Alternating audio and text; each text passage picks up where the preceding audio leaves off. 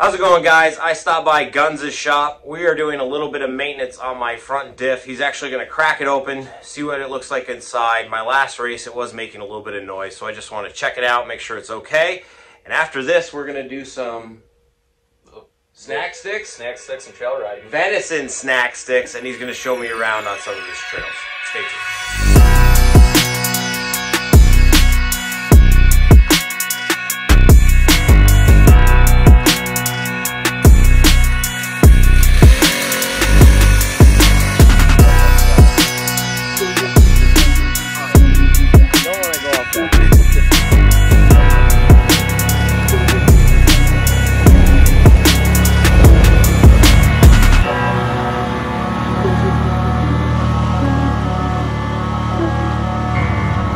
Dan says to me, you want to film me climbing this hill right here? Yeah, that's great, Dan. The only problem is now I got to do it on foot after. You jerk. That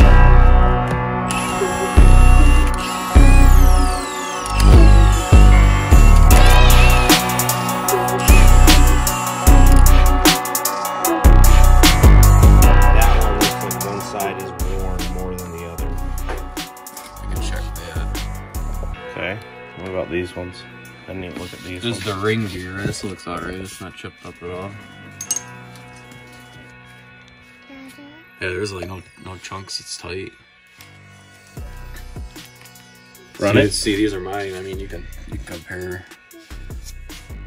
Yeah, yours got really chewed up. Chunks out of them. Wow. And mine don't show any of that. No. So. Looks good. I guess I'm just not going as fast as you are. Are you gonna change the seals in this? Yes. I have new seals coming. What do you think about the bearings? They feel okay, or should I replace them? They feel fine. The bearings feel alright. That side too? Yeah, that one there. Okay. I would say. I'm shocked that they're. It's actually really clean. I'll check all that stuff. So you put the grease on to check for contact? Yeah. And what you need to put the cover on, really.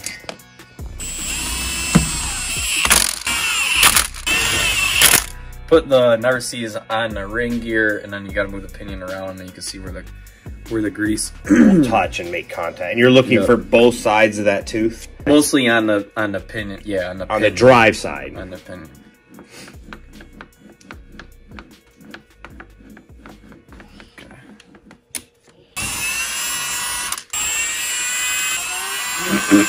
See, I don't know what the tolerance should be because it does have a little bit of play back and forth. It's supposed to. Okay. Yeah.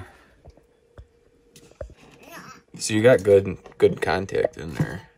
It's down quite a bit.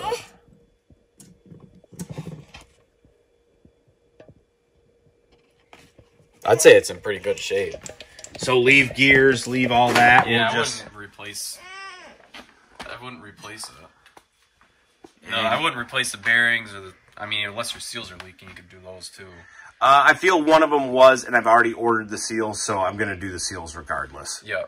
This differential is bone stock, has 2,400 miles on it, which is about 2,000 being raced.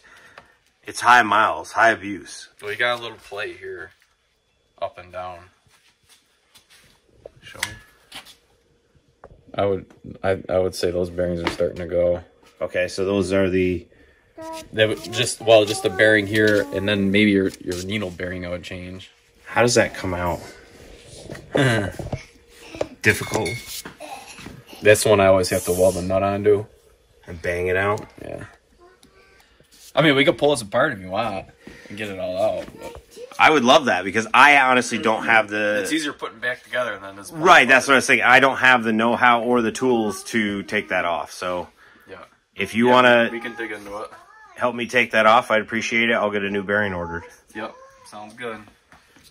We were just looking at the front diff. I guess that you call it the coupler. Got our little helper in the back. The spline coupler, and it's supposed to be held on by a bolt. You say? Supposed to be held on by a bolt. But your bolt is snapped off. Broke right off. Let me see if I can get a close-up in there. Wow. That's going to be fun to get out. Yeah, well, what you have to do is you'll have to weld a nut onto that, and then you should be able to get it off. So okay, it's not too by bad. You me welding a nut. You. Thanks, man. But I don't know, the bearings are kind of tight. We'll have to look at them when we pull it out. So bearings still may be good. Bearings might be good. They sound pretty dry, so that might be worth replacing them anyways. All right. Well, first step is to get that bolt out, huh? Yeah, we gotta get that out.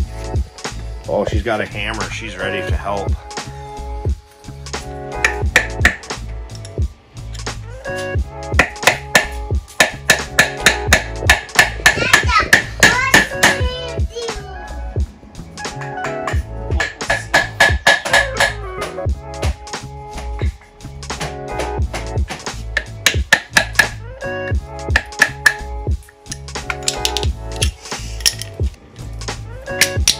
Got her. Yeah, so this has got to come out here. Yeah. Which I might have to get the tool for.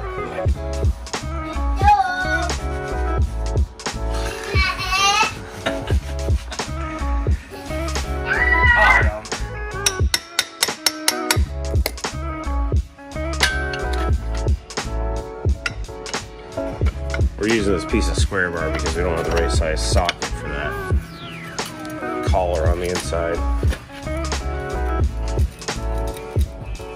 It's going. And it went. Boy, it's a good thing you work out, buddy.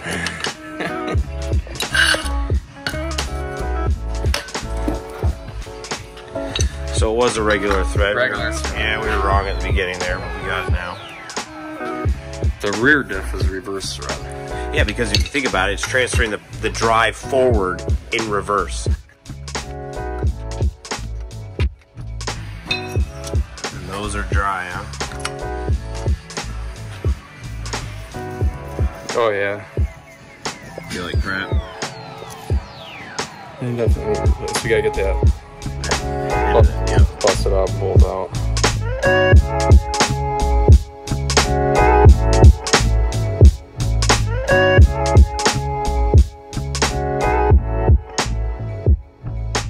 Alright, so we cleaned this up with a carbide bit inside there. We're going to have to weld the nut, but because there's such a gap in between, we use a piece of copper so the weld doesn't stick to this pinion. So we're going to fill this with weld, grind it off, put a nut on there, weld it on, and then hopefully a broken bolt will come out better. I learned how to weld from YouTube.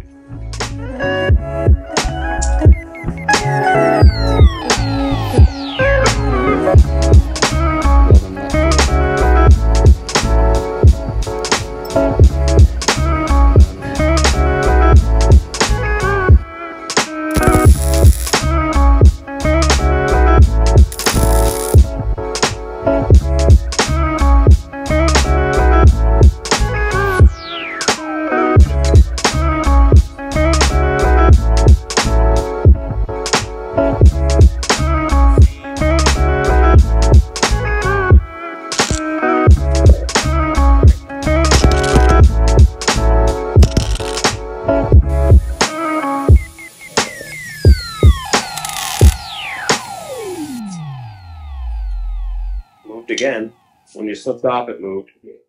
There you go. That's impressive, Dan. Just for a recap, we pulled the seal off. We pulled this nut off, retaining nut. I don't know what they call it. We thought it was reverse threads. It's actually regular threads, so righty tighty, lefty loosey. On the rear diff, it's the opposite. It's righty loosey, lefty tighty. So pull that out, pulled the pinion out. The bolt was busted off in here. So we put a piece of copper in there to protect the pinion.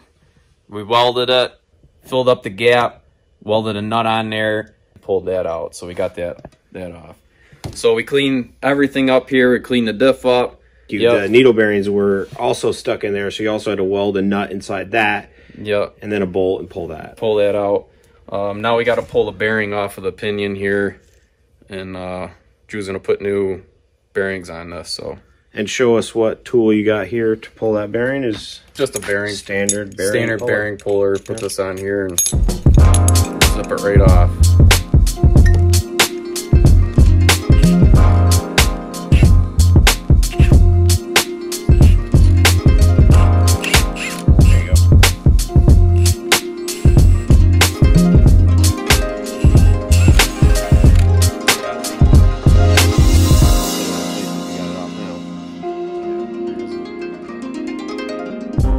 Gunz, thanks for fixing my diff. Got it, buddy. Well, he tore it down for me because I'm clueless. I edit videos for fun. I don't play with this stuff. And that's the hardest part, single part. Yeah, taking out all the bushings and stuff. Not the bushings, the bearing there. That was the hard part. So we got that ready. I'll take it back to my shop. Hopefully do the assembly myself.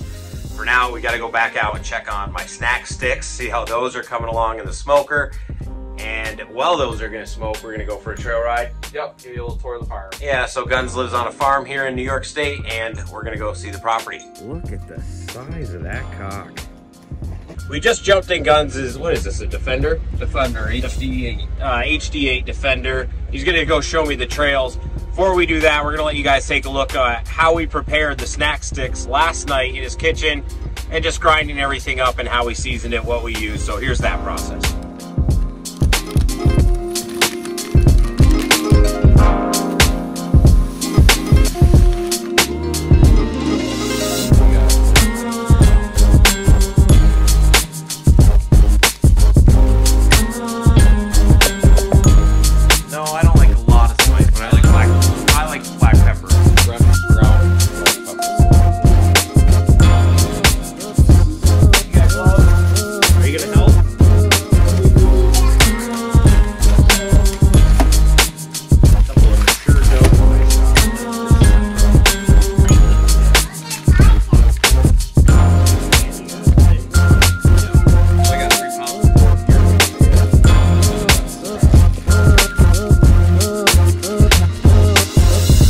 Throw the seasoning in here. I mix it in dry. A lot of people put water in. I don't put water in until I actually stuff the meat. So that way, when I'm putting it through the grinder, there isn't liquid coming out the end of the grinder. So you're just hand mixing everything? Yep. Where can people pick up that seasoning? I order right from Butcher Packer. Oh, okay. Website. Yep. Online. Online, and I also get the cheese there. They have the best prices actually on stuff. And I like that seasoning because there's nothing in there that you can't pronounce. Like, it's all natural, you know, dried tomatoes. It's good stuff. So you actually know what's going in there in your mix, in your snack sticks.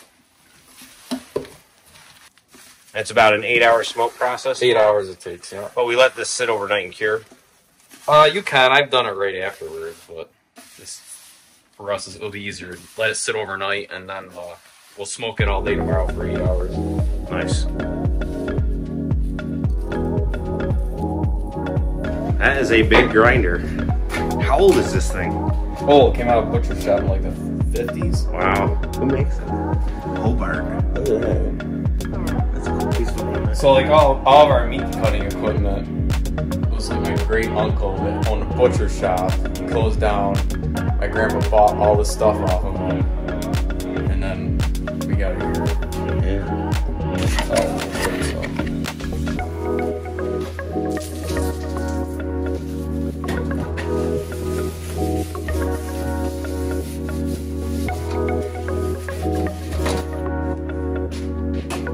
You literally just dump it. You just dump it. Wow. No messing around.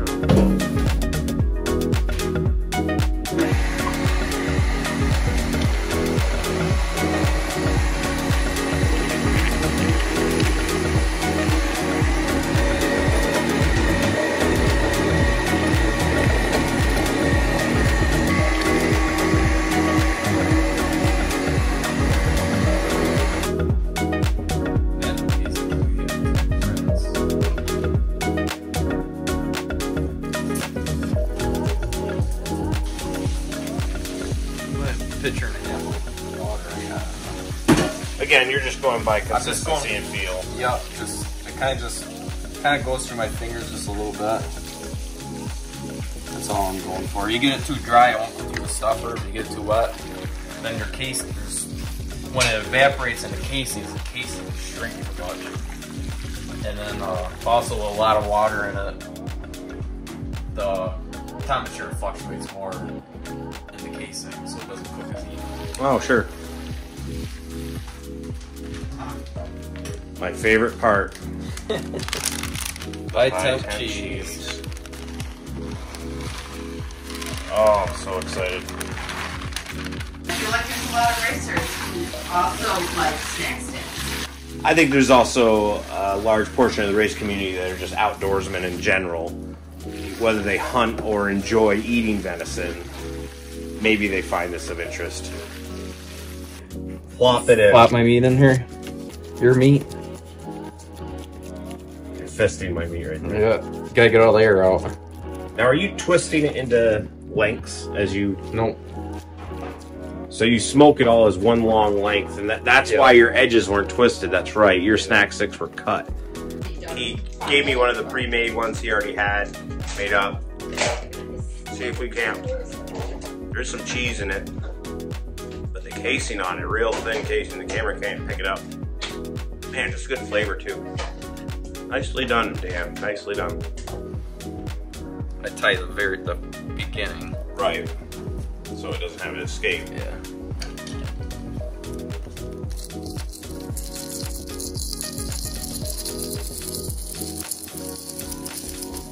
I really feel like there should be some type of music right now.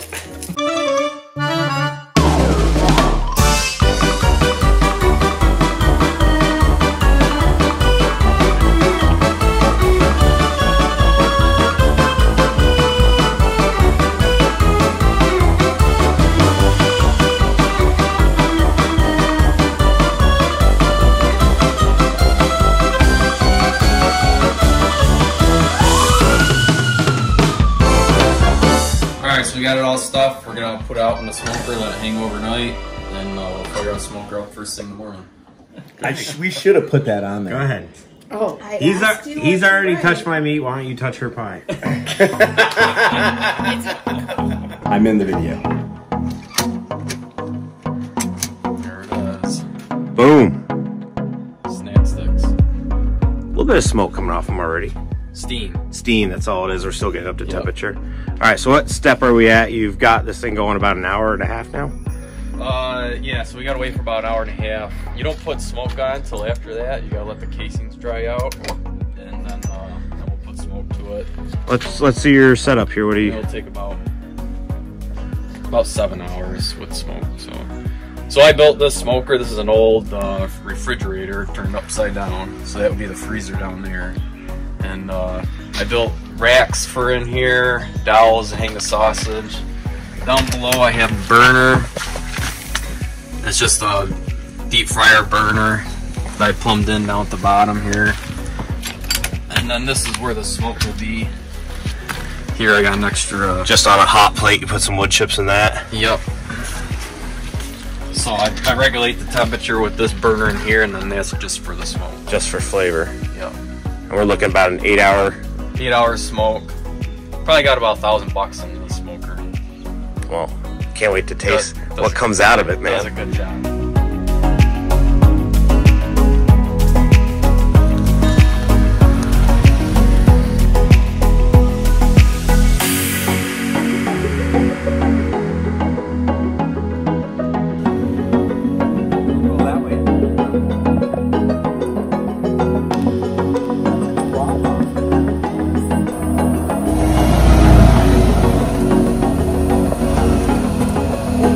That whole line.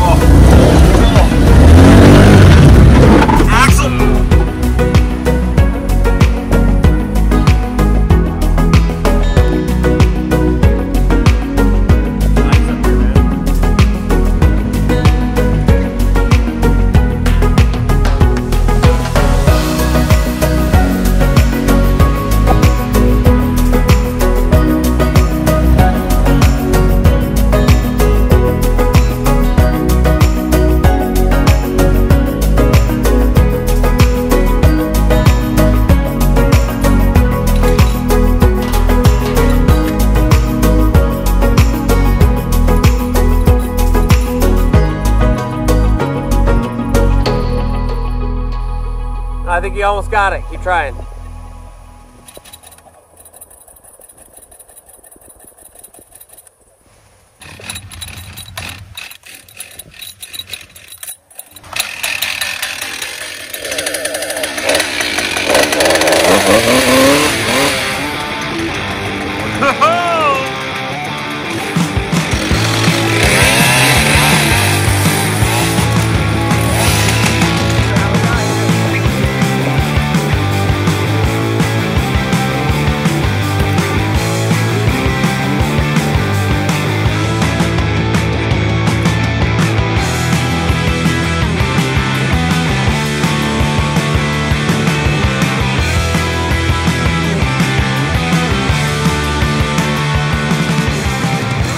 All right, so they've been in here about an hour and a half, I think. So what we're looking for is the tackiness. The snack sticks will get tacky when they start to dry out, and then that's when you want to add your smoke, which is like an hour and a half in the process. So. And what's the temperature at right now, you said? I like to keep it about 125. 125, and as you add the smoke, it'll maintain at 125? As the water evaporates out of the snack sticks, the temperature will go up. Oh, okay. Automatically. So. And will you have to keep it below a certain level? I like to smoke them at like 175. Okay. And then finish them like the last hour, usually about 200. Wow, so you're adjusting heat the entire 8 hours? Yeah, pretty much. You want an internal temperature of like 155, 160, that's what you want to hold. You actually check with a meat thermometer? Yeah. So we're gonna add smoke now in the smoke box. And what kind of wood chips are these? Just what you had from the mill? It's like maple and beech and just any hardwood. I fill this pan right up. This will last probably about an hour. I was gonna say, and then we come out and just add another pile on there. Yep. So it smokes up on a hot plate there, and Dan's setup transfers the smoke through that tube. And that goes to the top portion of this old fridge? Bottom. It's going through the bottom first. Yeah. Okay. Comes through that too. Oh, I see. And you drilled holes and everything. And it just has grates to catch any runoff. It distributes the heat from the burner. Oh, the grates actually distribute heat. Yeah. Smart. From the bottom. Very cool.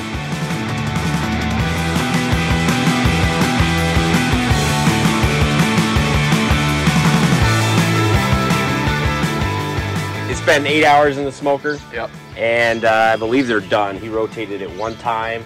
Yep. Temperature got up in the smoker to about 200, so that's kind of like your cue. Internal temp of the snack sticks. Yeah, he was checking each one. 160, 155. You have that thermometer out here? Yeah. So he would poke it with a little meat thermometer just to verify that the internal temperature reached a safe cooking, eating temperature. 160, I pulled it out. 160. So snack sticks are done. They look great. I've actually sampled one. I want to thank you for showing me how to make them. Next year, I'm just going to give him the meat and let you do it. It was an interesting process, but very time consuming. I appreciate the tour of the farm. That was real cool. More importantly, he helped me out with my differential. We decided not to do the Visco lock removal because he showed me his internal gears and questioned if removing that Visco lock caused his internal gear damage. I don't want to take that risk, so we're just going to replace some seals and bearings and go racing. That's right. Yeah, thanks for watching, guys. We'll see you on the next video.